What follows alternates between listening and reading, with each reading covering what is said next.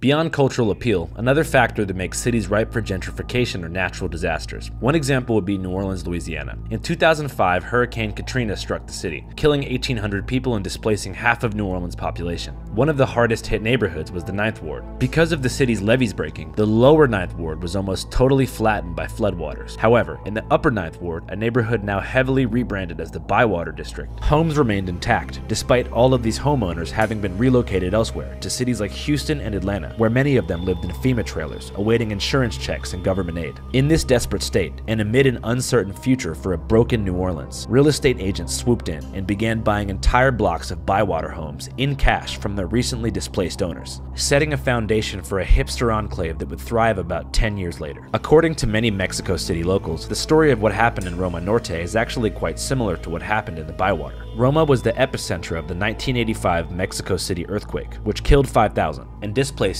2 million residents, many of whom would never return. En la Roma, pues fíjate que cuando llegué a la Roma acababa de pasar lo del temblor, entonces se vació un poco la Roma.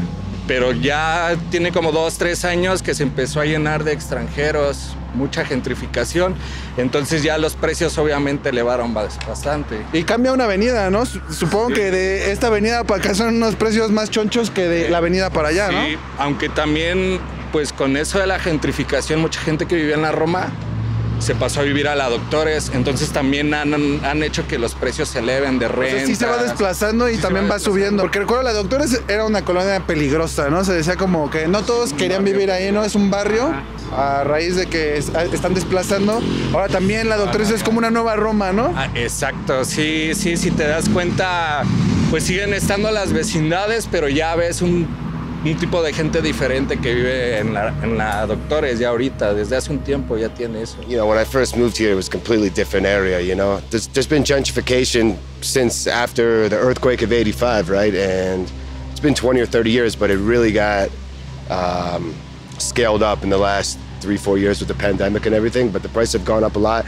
Then you have the inflation kick in too a little bit later here, and so the last couple of years have been really tough for locals, tough for foreigners too, because I mean there's a lot of I don't know, exploitation of the market, I think, from local Mexicans who own the apartments, no regulations from the government, and there's just been kind of this free-for-all, but I think things are kind of settling down a little.